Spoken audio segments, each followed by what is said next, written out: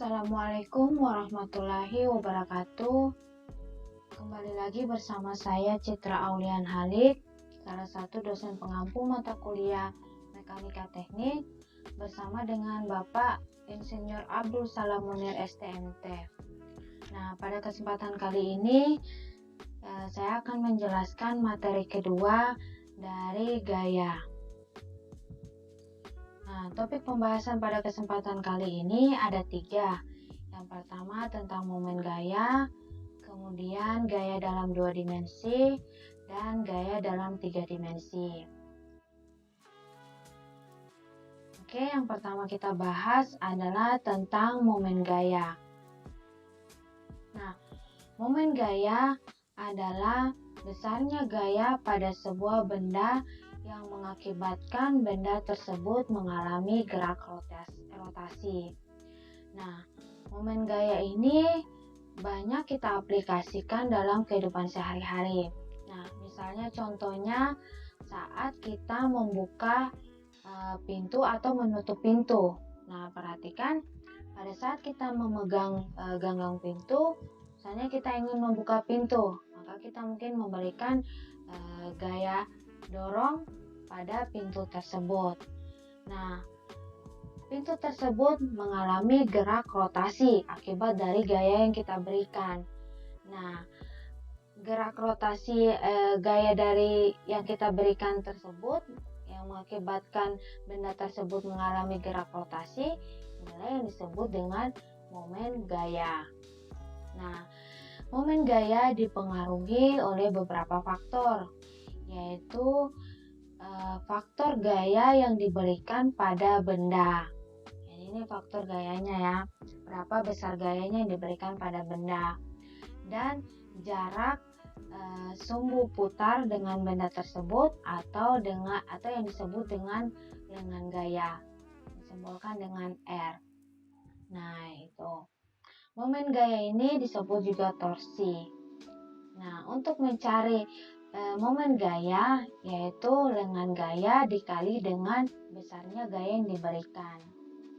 Nah, arah dari momen gaya pada suatu sistem mengikuti aturan tangan kanan. Nah, perhatikan aturan tangan kanan pada gambar ini. Nah, jempol ini menunjukkan arah dari momen gaya, sedangkan jari-jari yang lainnya menunjukkan arah putaran benda.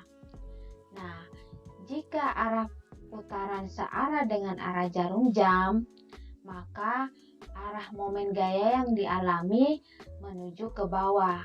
Jadi ini kalau misalnya tangan kanan yang mengarah ke bawah, berarti arah putarannya searah dengan jarum jam.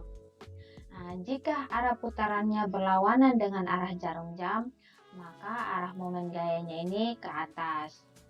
Nah, contoh aplikasinya ini pada saat kita memutar baut. Apabila kita memutar baut searah dengan jarum jam, maka bautnya tersebut akan mengarah ke atas atau momen gayanya menuju ke bawah jika kita putar searah dengan jarum jam. Dan apabila kita putar berlawanan dengan arah jarum jam, maka momen gayanya itu atau bautnya ini mengarah ke atas atau momen gayanya ini ke atas. Nah, itulah. Nah, bagaimana apabila gaya yang diberikan membentuk sudut dengan lengan gayanya? Nah, tadi itu, ini lengan gayanya lurus dengan ini ya, bendanya. Nah, apabila gaya yang diberikan di sini, titik tangkap gayanya, membentuk sudut dengan lengan gayanya, maka bagaimana menentukan momen gayanya? Maka momen gayanya dinyatakan dengan lengan ini didapat dari R dikali dengan sin theta.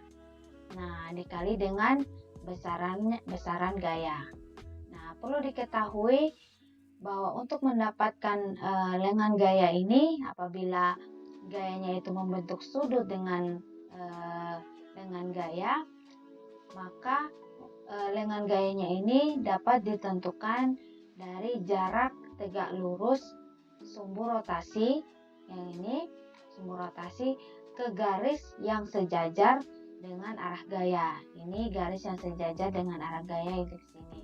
Jadi ini garis yang ini merupakan garis lengan gaya untuk gaya yang membentuk sebuah sudut.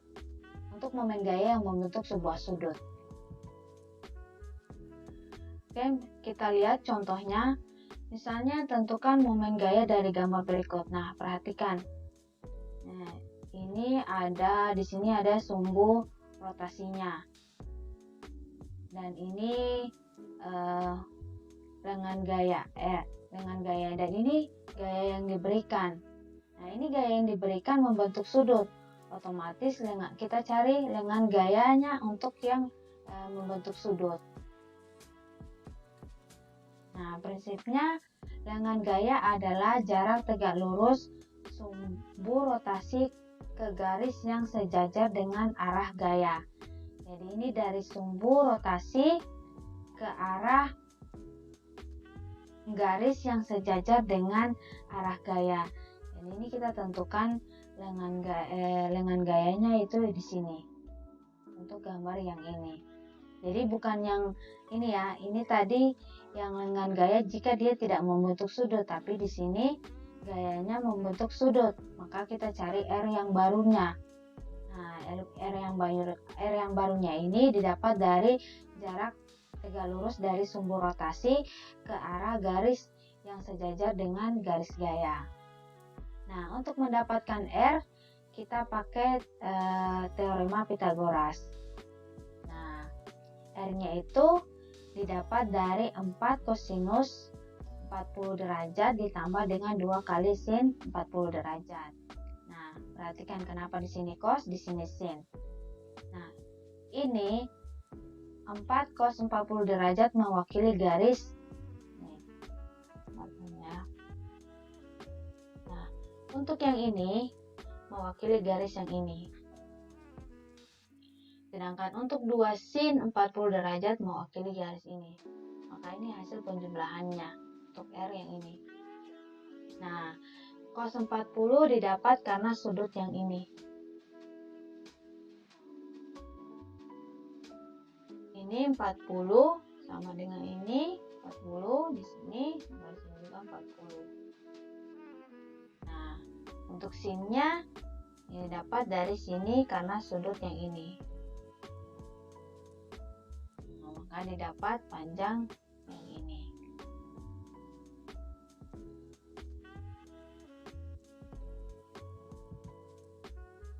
Nah, maka untuk momen gayanya adalah R yang ini 4,3,5 dikali dengan besar gayanya.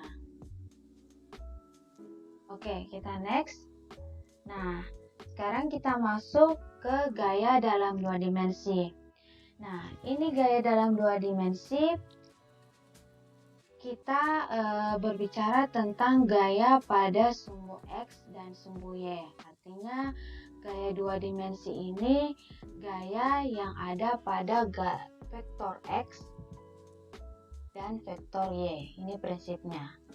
Jadi gaya-gaya yang bekerja pada 2 dimensi ini gaya pada vektor X dan gaya pada vektor Y. Oke, lanjut. Nah, ini gaya utamanya. Nah, bagaimana menentukan gaya yang bekerja pada sumbu X dan gaya yang bekerja pada sumbu Y? Nah, otomatis didapat dari rumus ini. Ini memakai juga prinsip Pythagoras. Nah, di mana ada sudut yang dibentuk berdasarkan terhadap sumbu X, maka gaya terhadap sumbu X didapat dari kosinus theta. Untuk gaya yang terhadap sumbu Y, maka didapat dari sin tetanya. Gaya dikali dengan sin theta. Nah, selanjutnya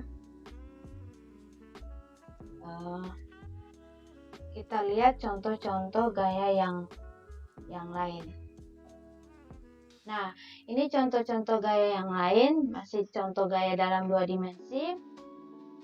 Prinsipnya begini, kita harus mengetahui sumbu X dan Y-nya, di mana kita bisa menentukan gaya yang bekerja pada vektor X dan gaya yang bekerja pada vektor Y. Intinya kita patokannya adalah di sumbu X dan Y-nya dan sudut yang dibentuk dengan gaya utamanya. Nah, perhatikan contoh yang pertama. Nah, contoh yang pertama saya akan gambarkan garisnya ini X, ini Y. Nah, tadi kita lihat contohnya seperti ini. Untuk yang rumus ini, kita lihat contohnya seperti ini. Yang pertama tadi itu ini X, ini Y, ini garisnya. Nah, ini yang sudut yang dibentuk ya terhadap sumbu X. Maka gaya pada vektor X yaitu kosinus tetanya ini. Nah, untuk yang Y dari gaya utama dikali dengan sin tetanya ini. Nah, kemudian bagaimana dengan yang ini? Perhatikan saya gambar untuk yang ini. Ini X. Nah, di sini Y. Nah, ini garisnya ini. Nah, namun di sini sudut yang dibentuk terhadap sumbu Y. Ini kan. Nah, di sini terhadap sumbu Y. Nah, berapa gaya yang bekerja pada X dan berapa gaya yang bekerja pada sumbu Y. Nah, ini sama halnya seperti ini, cuma berbeda saja sudutnya. Sehingga di sini untuk yang F X dia memakai sin beta. Dan untuk gaya yang bekerja pada sumbu Y memakai cos beta. Oke. Kita lanjut ke contoh yang kedua. Nah, prinsipnya sama, kita patokannya kita melihat sumbunya. Nah, ini contoh yang kedua ya. Untuk X ini dan ini untuk Y. Nah, kita gambarkan seperti ini. Ini Y, ini X. Perhatikan gayanya itu seperti ini dan sudut yang dibentuk ini ya. Nah, jika kita teruskan gayanya seperti ini. Nah, maka di sini X-nya min, di sini Y-nya min. Nah, ini sudut yang ini sama dengan sudut yang ini. Nah, maka untuk menentukan gaya yang bekerja pada sumbu X, lalu sumbu X, maka di sini dia pakai min dan kosinus beta untuk sumbu X-nya. Nah, untuk sumbu Y-nya min dan memakai gayanya dikali dengan sin betanya. Ini sama, cuma arah gayanya yang berbeda dengan yang pertama tadi. Dia ke bawah sehingga dia minus di sini. Oke, kita lanjut ke contoh yang ketiga. Nah, contoh yang ketiga ini kita lihat lagi sumbu X dan Y-nya. Contohnya gini. Kan? Ini Y-nya. Nah, ini X-nya di sini. Nah, jadi kalau kita gambarkan seperti ini, di sini Y-nya, di sini X-nya. Nah, di sini dia gayanya yang dibentuk. Nah, sudutnya dari sini ke sini. Maaf, sudutnya dari sini ke sini. Nah, itu beta. Nah, jika kita teruskan gayanya ke sini, maka di sini X-nya positif tetap. Di sini tuh Y-nya yang min. Nah, bagaimana mencari sudutnya? Sudut yang kita cari itu adalah sudut yang ini. Bisa juga sudut yang ini. Nah, yang diketahui adalah sudut yang ini. Sudut yang ini nih. Ini beta, yang dari sini ke sini. Nah, misalnya kita cari yang ini, theta. Di sini dia menggunakan sudut yang ini. Nah, ini sudut yang ini sama dengan sudut yang ini. Nah, maka untuk mencari sudut tetanya ini pi atau 180 dikurang dengan beta.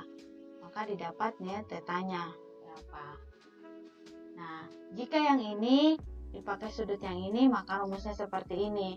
Maka untuk mencari gaya yang bekerja pada sumbu Y, min cos 180 kurang beta. Dan untuk gaya yang bekerja pada sumbu X, dia positif. Dia pakai gayanya F kali sin 180 kurang beta. Oke, itu untuk contoh yang ketiga. Oke, kita next contoh yang terakhir. Contoh yang terakhir, karena nggak mau lain lah ya, contoh yang terakhir. Nah, ini tetap harus kita gambarkan X dan Y-nya. Nah, ini dengan ini. Berarti ini Y, ini X. Nah, kita gambarkan di sini. Ini Y, ini X. Nah, gayanya bekerja itu ini. Ini sama prinsipnya seperti yang pertama. Namun di sini sudut yang diketahui adalah sudut yang ini. Sudut yang ini ya. Ini tarik garis lurus, putus. Yang ini yang diketahui. Nah, sama yang sudut yang ini. Nah, maka untuk mendapatkan sudut yang ini, sudut ini, maka sudut yang ini, untuk mendapatkan sudut ini, maka beta kurang alfa untuk mendapatkan sudut tetanya. Nah, rumus yang dipakai tetap sama yang ini, karena kembali ke model yang pertama tadi, sama. Jadi untuk mencari gaya yang bekerja pada sumbu X, maka F cos, cuma sudutnya beta kurang alfa seperti ini.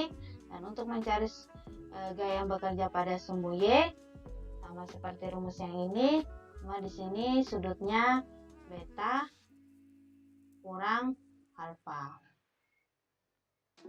Oke, mudah-mudahan adik-adik bisa lebih paham mengenai gaya yang bekerja pada dua dimensi. Intinya adalah patokannya adalah sumbu X dan Y, karena kita akan mencari di situ gaya yang bekerja pada vektor X dan gaya yang bekerja pada vektor Y. Nah, ini contohnya, ini contoh sederhana saja ya. Hitunglah gaya yang bekerja pada vektor Y dan vektor ini X ya, dan ini Y. Nah, ini gaya utamanya. Nah, hitunglah gaya yang ini sama gaya yang ini. Gampang, tinggal pakai rumus yang ini dan yang ini. Jadi didapat untuk yang gaya yang bekerja pada sumbu X 600 kali dengan kosinus 35, dapatnya ini.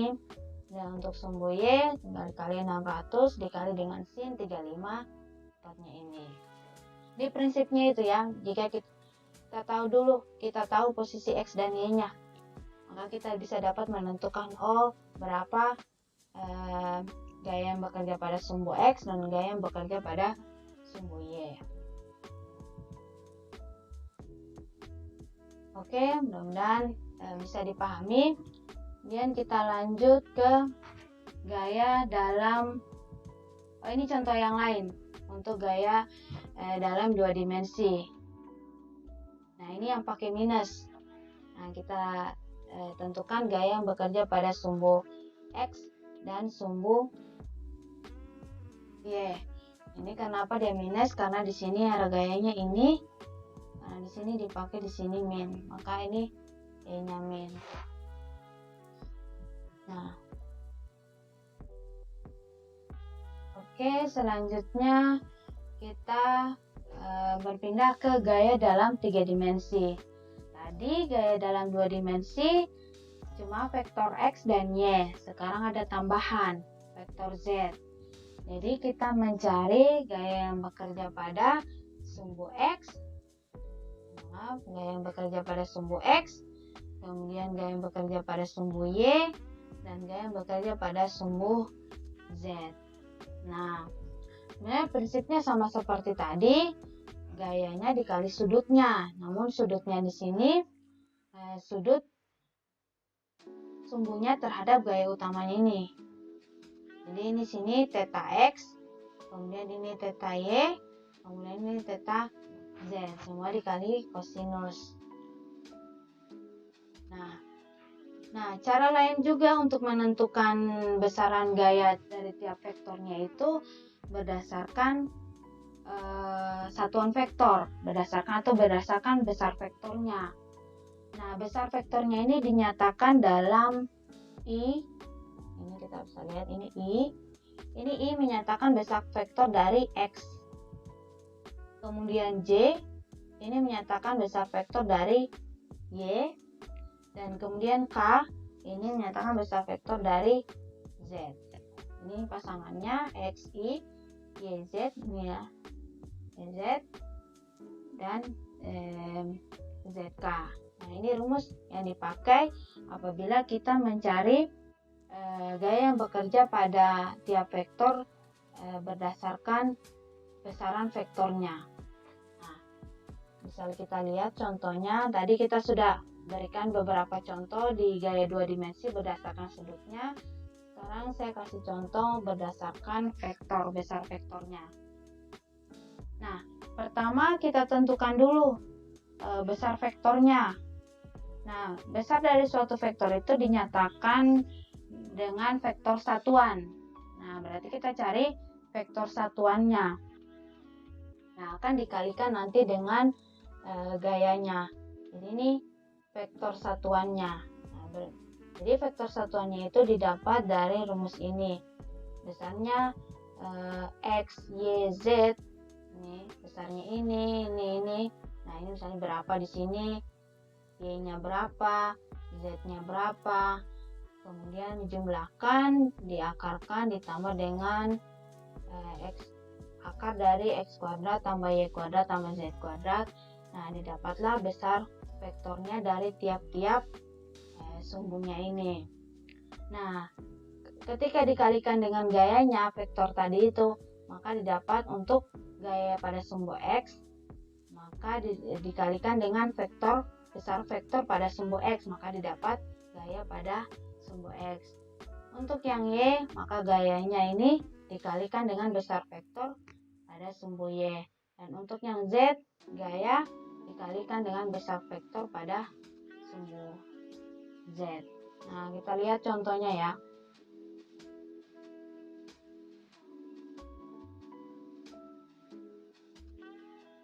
Nah, kita lihat contohnya. Nah, ini sudah kelihatan nih. Besar-besar X-nya, Y-nya, dan Z-nya. Nah, ini X-nya 3, ini Y-nya 4, dan ini Z-nya 5. Jadi kita bisa menentukan besar vektornya berapa. Nah, kita pakai rumus yang ini ya. Jadi X-nya itu dimasukkan 3, Y-nya 4, Z-nya 5. Dibagi dengan akar dari 3 kuadrat tambah 4 kuadrat ditambah 5 kuadrat. Nah, ketika sudah didapat ini besar dari vektornya, tiap-tiap sumbu ini akan dikalikan dengan gayanya. Gaya yang bekerja ada 100 ya. Gaya yang bekerja 100, ini dikalikan 100, kemudian ini juga dikalikan 100, dan ini juga dikalikan 100. Hasilnya seperti ini. Nah, inilah besar gaya dari masing-masing vektornya. Untuk X jadi ini, untuk Y ini, dan untuk Z yang ini. Nah, gitulah menentukan besaran gaya yang bekerja atau gaya-gaya dalam 3 dimensi. Oke. Sekian penjelasan dari saya. Semoga apa yang saya sampaikan dapat bermanfaat. Nah, apabila ada salah kata, mohon dimaafkan. Dan terakhir, wabillahi taufiq wal hidayah. Wassalamualaikum warahmatullahi wabarakatuh.